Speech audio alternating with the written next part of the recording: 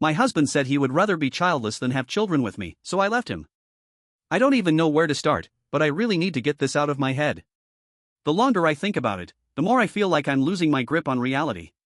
I'd been up since 3 a.m., replaying the whole thing, swinging between wanting to scream and wanting to disappear for a while. My name is Elspeth, and I've been married to Orville for 3 years. We met in a rather unusual way, not through work or mutual friends, but by getting stuck in an elevator at an escape room. It sounds like a scene from a quirky romantic comedy, but in reality, it was 40 minutes of awkward silence, bad jokes, and me desperately needing to use the restroom. I suppose that set the tone for our relationship: awkward, a bit weird, and too much time in close quarters without much actual romance.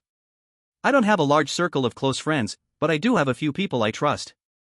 My family is around. We're not particularly close, but we text and see each other on holidays. Orville, on the other hand, has a big family.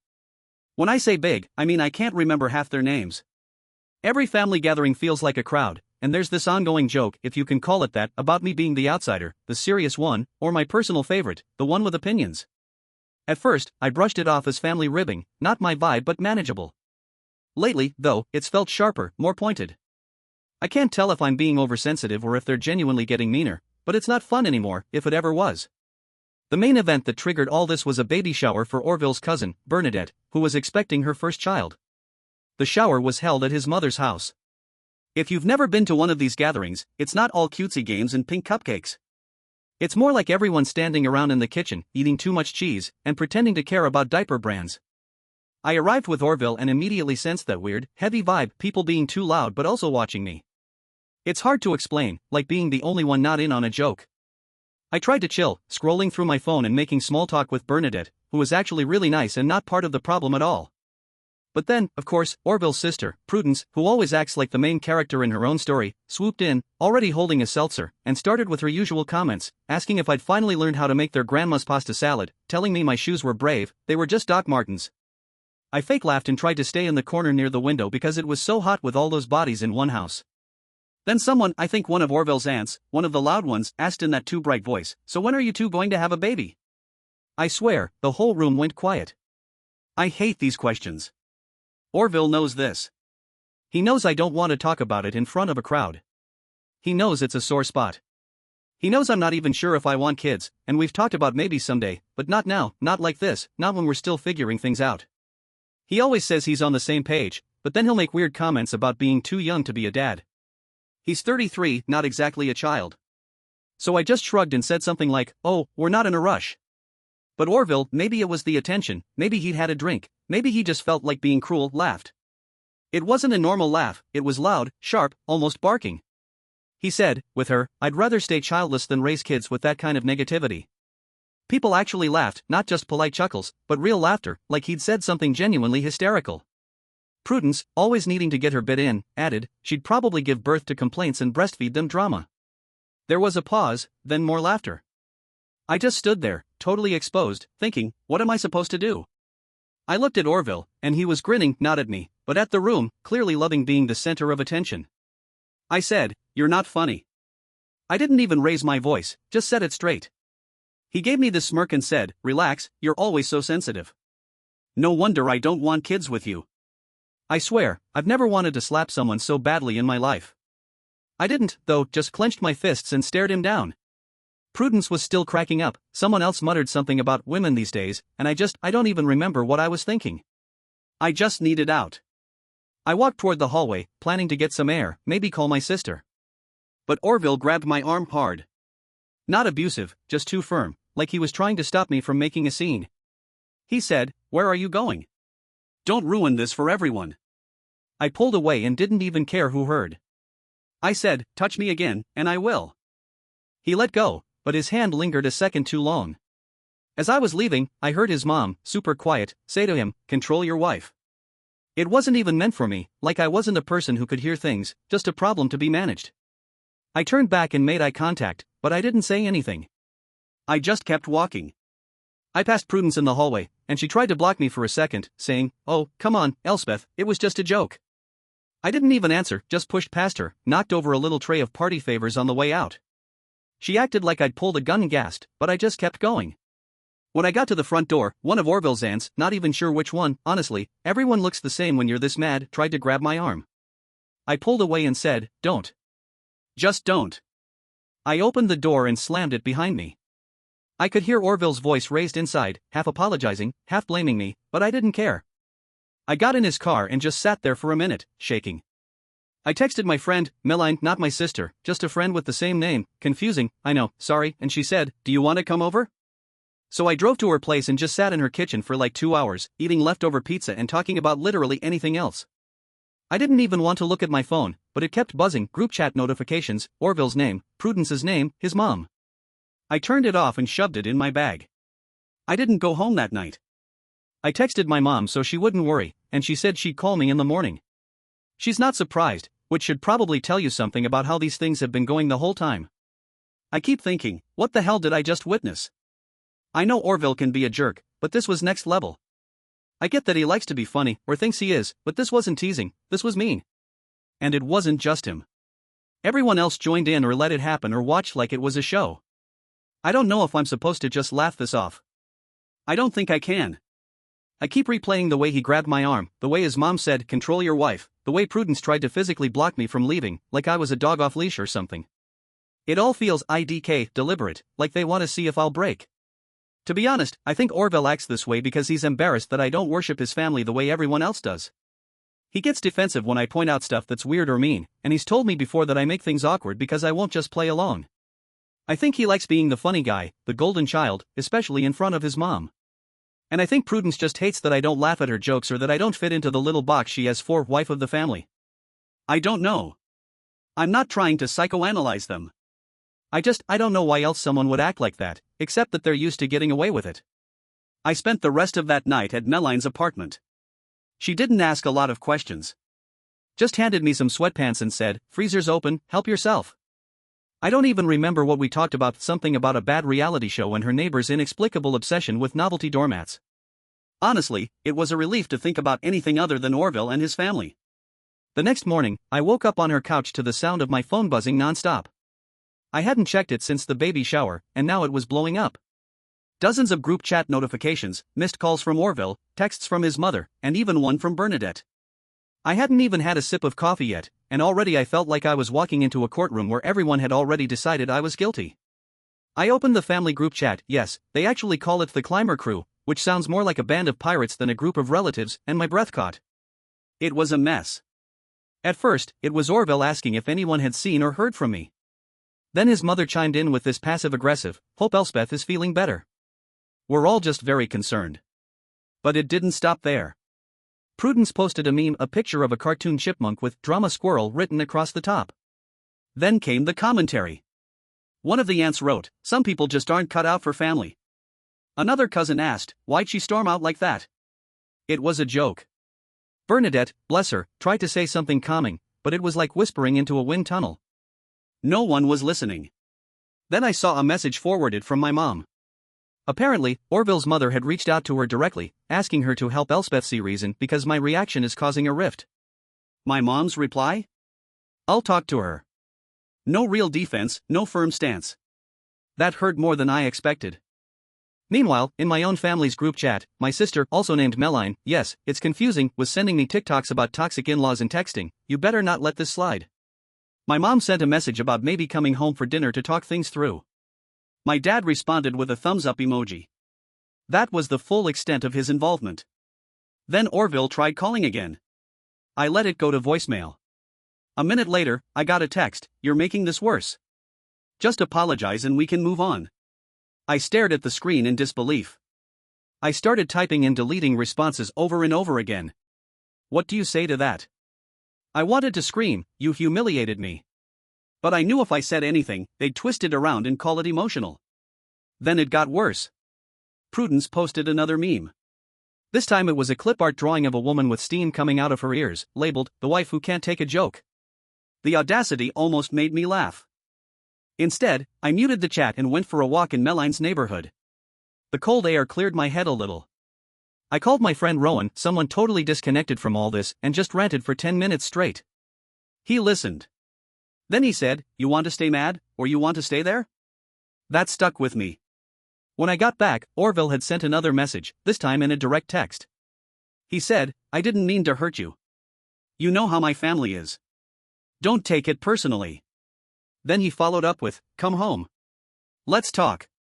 I replied, you embarrassed me on purpose. He read it. Didn't respond.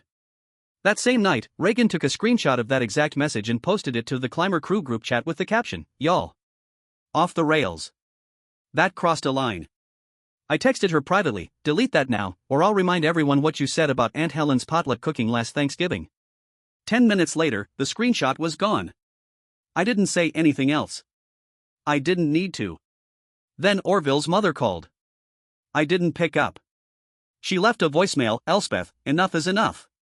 This isn't how we resolve things in this family. You're causing division. I didn't listen to the rest. That night, I decided I wasn't going to hide anymore. I opened the Climber Crew group chat and typed. I'm not your entertainment. I'm not here for your jokes. If you want to talk to me with basic respect, I'm open to that. If not, leave me alone. I hit send.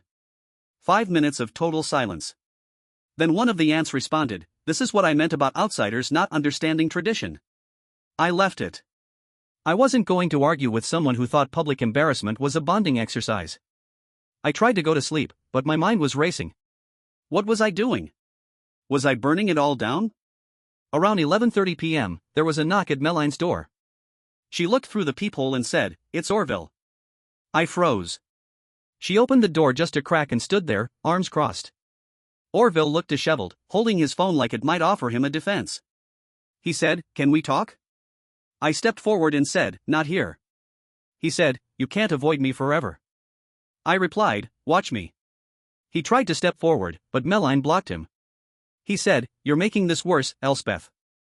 I said, you already did that. He lowered his voice, trying to sound tender, like he was the one hurt. You're my wife. You have to talk to me. I said, not tonight. He started getting louder, and Meline didn't hesitate. Leave, or I'm calling the manager. He backed off. After the door shut, I leaned against the wall and exhaled. Meline looked at me and said, you're not staying married to that guy, right? I whispered, I don't know. My mom called later, saying she was worried and that maybe I should come home for a while. My dad got on for all of 2 seconds and said, if he shows up here, I'll handle it. Which, from him, was like a full speech. The next day, Orville's mom tried to recruit mine again. My mom said, Elspeth is an adult. She'll decide for herself. I was stunned. A little proud. But mostly still tired. That night, I called my sister Meline and just cried. She said, they're never going to change. You have to decide if you can live with that. I said, I don't think I can. She said, then don't. By the end of the week, I had packed a suitcase and officially moved back into my parents' house. Orville kept texting, sometimes missing me, sometimes saying I owed his family an apology. I didn't answer. He even emailed me to say he just wanted things to be normal again. I deleted it. By the time I officially moved back in with my parents, everything felt surreal. Like I was floating above my life, watching it crack open and reshuffle itself into something new. There was a strange peace in it, quiet mornings, too much soup from my mom, my dad's offhand jokes about plumbing and peaceful silence in the evenings. I started seeing things more clearly. I had always known Orville wanted to be liked by his mother, his sister, his uncles, the whole sprawling family. But I hadn't realized how much he wanted that approval at my expense. Every joke, every jab that landed harder than he expected and got a laugh, it came at my cost. The more I thought about it, the more I realized it had always been like that. Little things, said in front of others, she doesn't like football, she's more of a reader, or Elspeth gets anxious when things don't go her way. Said with a smile. Said to keep the spotlight. Said to shrink me down to a version of myself his family would find amusing. And I let him. I don't know why it took so long for me to recognize that his jokes were a pattern.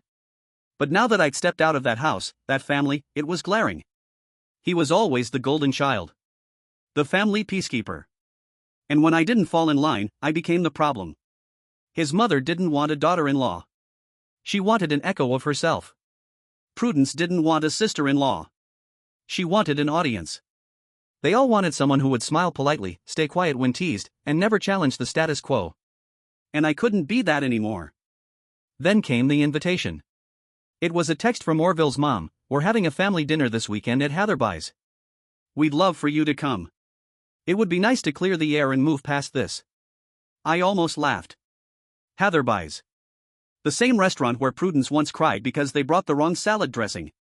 The place where the chairs wobbled and the breadsticks were fought over like sacred relics. Nothing about it was neutral. It was a battleground dressed in linen tablecloths. I showed my mom the message. She said, maybe it's a chance to get some closure. My dad, true to form, muttered, do what you want, but don't let them talk circles around you. I didn't reply right away. But that night, while brushing my teeth, I looked in the mirror and thought, you already lost so much. Don't lose your voice, too. So I texted my sister, would you come with me? I think I need a second set of ears. She replied in seconds, yes. Skull emoji. Let's go. We drove there together. She wore red lipstick like armor and played empowering music all the way. I sat beside her, going over the notes I typed on my phone, things I needed to say if I got the chance. I nearly deleted them twice. She grabbed my phone and said, you're not imagining any of this. Don't let them spin it. When we arrived, the hostess raised an eyebrow and said, you're with the climber party, right? We nodded, and she led us to the long table near the back. Everyone was already there. Orville stood as if to hug me, but I simply nodded and sat at the end. My sister sat beside me, her arms crossed like a sentry. Orville's mom smiled too widely. Prudence wore sunglasses indoors like she was hiding from her own choices. The others murmured greetings, half-hearted and brittle. Small talk began. Weather. Traffic. Someone mentioned a neighbor's unruly cat. It was awkward. Tense. Every person at that table was waiting for me to fold, to say I overreacted, to beg forgiveness so we could move on. Then came the turn. The server had just placed drinks when Orville's mother cleared her throat. I think we all know why we're here, she began, hands folded like a school principal. We'd like to move forward, but that can't happen if people hold grudges. I think it would be helpful if everyone could apologize for their part in this, so we can move past it. She looked at me. Then at Orville.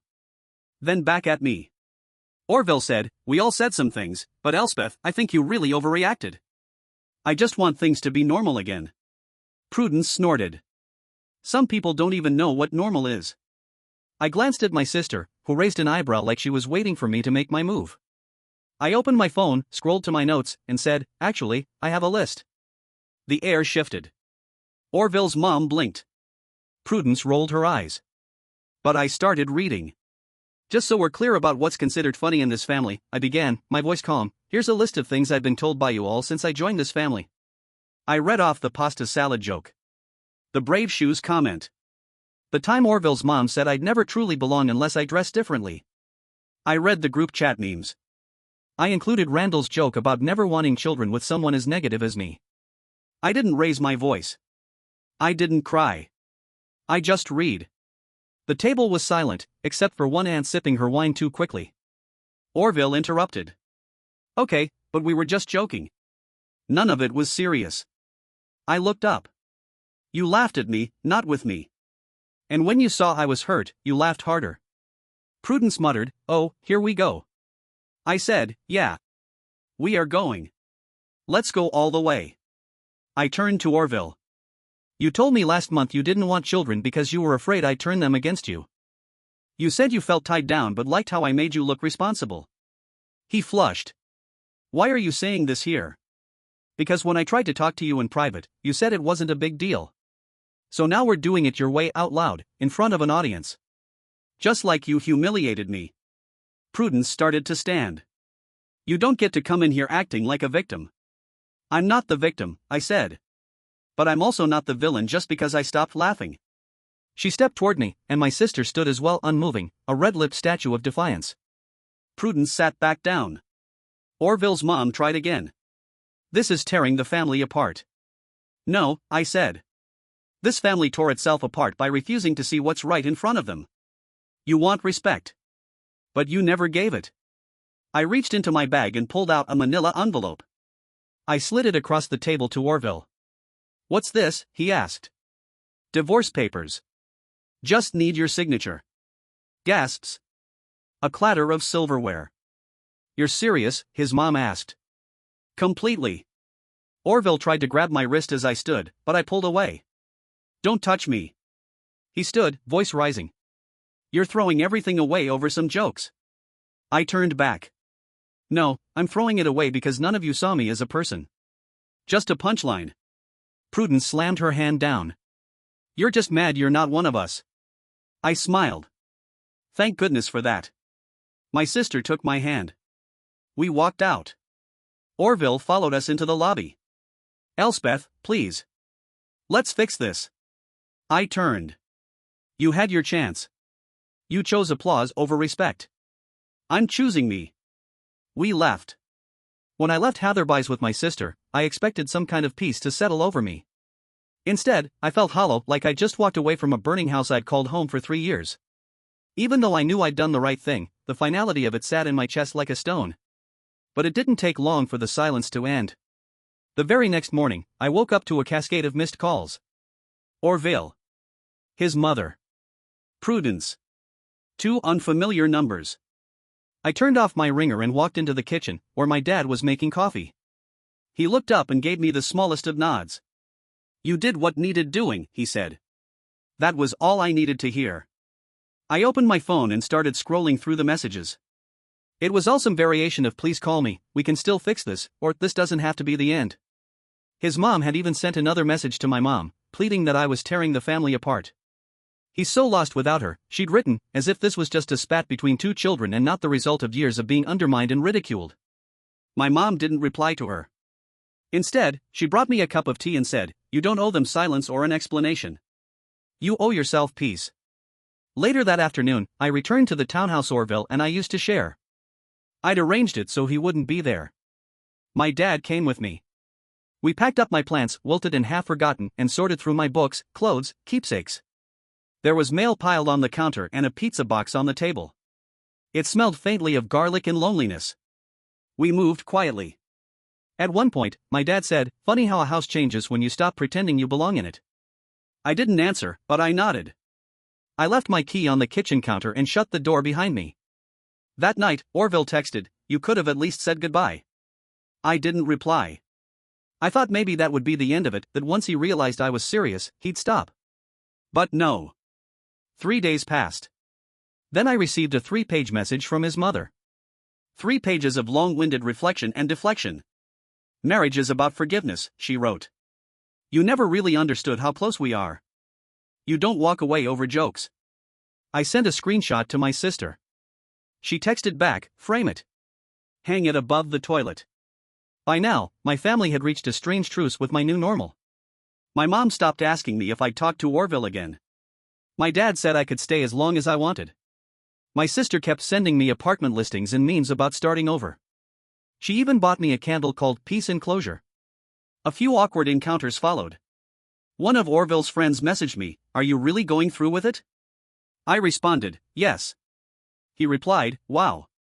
Didn't think you'd actually do it. I left him on read. Another acquaintance asked if I wanted to talk about it. I thanked her, said I was okay, and moved on. Most people don't really want to help, they want permission to gossip. The hardest part was the waiting. I'd found an apartment I liked, a little place on the top floor of a 3-story walk-up with crooked blinds and a creaky floor. But the lease wasn't ready for 2 more weeks. So, I stayed in my childhood bedroom, surrounded by mismatched furniture and half-forgotten trophies, watching my life reroute itself in real time. For days after the dinner, I got a text from Bernadette. Prudence is telling people you physically threatened her at Hatherby's. I laughed.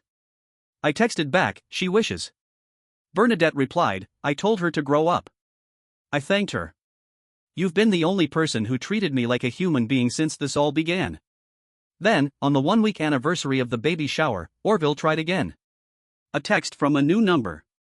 Please, Elspeth. Talk to me. I was just joking.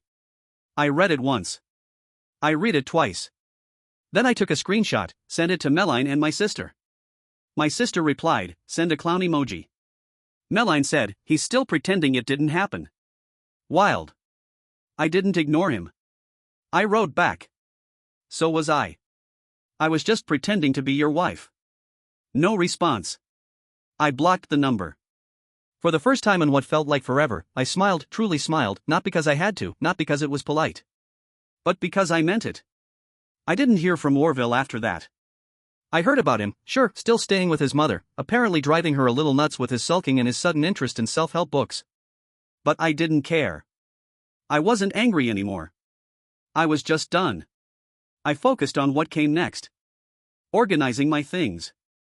Making plans. Talking to Meline about paint colors and what kind of silverware I wanted. I was making choices again, for myself, by myself. I filed the divorce papers on a rainy Monday morning. Paid the fee. Signed the forms.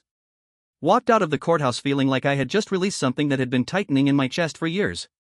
When I got home, my mom hugged me.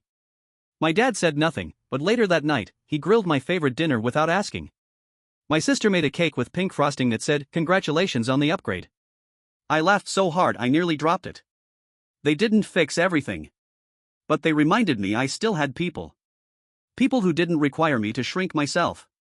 People who didn't see my anger as a disruption, but as a sign I'd finally had enough. Orville's family would go on pretending I was the problem. His mother would probably tell people I'd never been warm. Prudence would keep posting vague status updates and inside jokes. But I wouldn't be reading them. I'd walked away.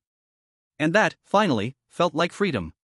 After the storm passed, life didn't return to normal, it built something new. It had been a few weeks since I signed the divorce papers. Since then, I'd found my apartment a top-floor unit with sunlight in the mornings and creaky floors that sang when I walked. My sister helped me move. Meline brought over a set of second-hand dishes and a tiny herb garden. My mom cried a little when she saw me unlock the door and step inside for the first time. Not because she was sad, because she was proud. And I felt it, too. Every morning I woke up without dread in my chest felt like a victory. Every moment I laughed without looking over my shoulder to see if someone thought it was too much felt like a homecoming to myself. I was not healing in the dramatic, cinematic way. No montage of throwing out old pictures or chopping off my hair. Just quiet, steady restoration, like how trees regrow after a fire, slower but stronger. Orville never reached out again. Not directly, anyway. I heard through Bernadette that he'd tried to explain things to their extended family. That Elspeth misunderstood, that it was never meant to hurt, that she wasn't really one of us. But it didn't matter anymore. The weight of their opinions, once crushing, now felt like air. I could breathe again. One day, while watering my little kitchen herbs, I found a letter in the mail. Handwritten. From Orville's mother. I almost threw it away unopened, but something told me to read it, not for closure, but for confirmation. It wasn't an apology. Not really. It was 4 pages of revisionism. How much she cared. How difficult I had been. How marriage meant sacrifices, and I just hadn't been willing to make mine. She called the divorce rash. She said, "I'm sorry if we made you feel like you didn't belong." I folded the letter and tucked it into the drawer where I keep old receipts.